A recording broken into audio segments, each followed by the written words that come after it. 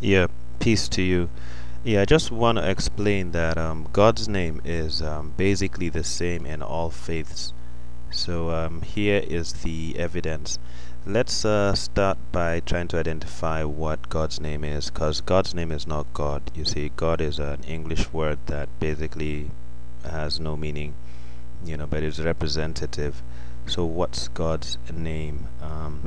Here we are gonna. This is the Passion of Christ, Mel Gibson's movie, and we are gonna listen to what God's name is right here in a minute. So anytime you wanna find out the pronunciation, you can hear it from here.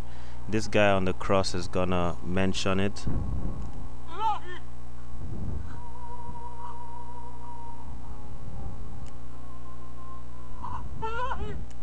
All right, I believe you heard that. He screamed. He was like, "Ilahi, Ilahi." All right, so that's Ilahi, and it's written in the Lost Gospel. It's written in the Bible in different ways. So you sometimes you see Eli, Eloi, Elohim. All these are theological derivatives. I'll show you how they come about. But you heard the pronunciation. It's Ilahi, Ilahi, which is exactly what the Muslims or Arabs say. Ilahi, Allah, Allah, Ilahi. It's the same name. God has one name. It's universal. He has several beautiful names, but his name is basically common. He has names common, to all faith. Right, so right now I'm on understandingchrist.com. So you can always go to understandingchrist.com to research some things that's pertaining to Christian side of information. Alright, so here I'm gonna open up another place where you can hear the pronunciation of God's name. It's a Bible lexicon, and it also has you can also listen to God's name being pronounced on it. So if you go here, oops, thank you.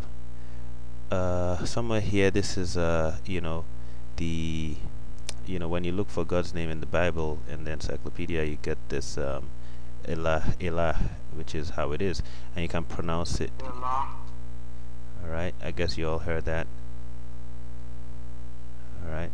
So Allah, it's that's basically what it is. Allah, Allah, Ilahi. It's all the same. It's God's name. So let's go a step further to the Bible Encyclopedia to see exactly how this name came about and what those other what the other names are.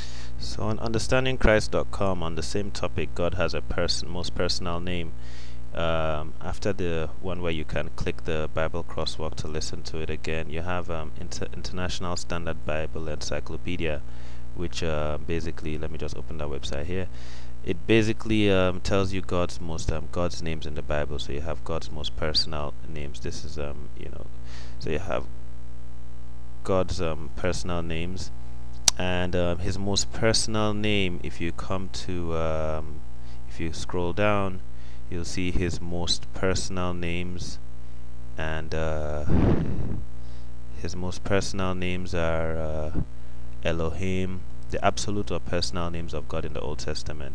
So you have Elohim, you have Eloi so basically they now try to find out how these names got derived. So they said in this group of Semitic languages, you have deity Elohim, and the same variety derivation is attributed to Elohim. We see most probably Ul, which is to be strong. BDB interprets Ul as strong, basically, and it goes on to say the one in front of the flock, Allah, prominent interpret, derived from Allah, to be strong. It occurs in many more ancient names, and like Elohim is used for pagan gods, because different people take God's name and use it for other things. But basically most people believe in it being derived from Allah. That it's the same. It's represented by in Babylonian Ilu and the Arabic Allah. So it's the same. There's some people just try to create divisions between Muslims and Christians and everything. And the Jews know the name; they know it quite right. Muslims know the name, but basically most Christians have forgotten, even though that's what it is in most Bible encyclopedia. But nobody looks that far, and people just don't even know that this is what God's name is everywhere. The funny thing is, even in old Bibles, it used to be written that way. And this is like an old Bible. This is on understandingchrist.com, and you see right here, Elohim, sometimes Elah or Allah, English form English form God, the first of the three primary names of deity. El, strength, to be strong, from Allah, Allah, to swear. So it used to be there, but if you look at a new Bible, boom, they took it out and they replaced it with Elohim, because some people just wanted to create some division and separation, and just try to make it seem as if Muslims and Christians are so far apart, whereas we are all brothers. So it's the El, when you have Eli, Eloi, Eloi, all those funny things in the Bible, those are theological derivatives. The root word is Allah or Elah, and they just derive these other names so that you don't know where it is. So there was, because of guarding the commandment, the Jews at a point they struggled to hide God's name. And then you have the tetramageddon, or what's that thing called? I can never pronounce it right, but the Yahweh, when you say Yahweh, of course it's not Jehovah, because J is a new word, the Anglo-Saxon, Norman Saxon, whatever, period, that's when the J was formed, and the V, so it's not Jehovah, that's not the word. It's Yahweh, because these J and V are new 500-year-old word letters. Yahweh is the same as the Arabic Yahuwah. Yahuwah. Yahuwah, Yah is an exclamation, it's Yah, oh, and Hua is he, oh, he. So it's God's name too. It's the same name, Muslims, Arabs, say it, Yahuwah, Yahuwah, Yahweh. God's name is basically the same. Hindus have the same, the same name.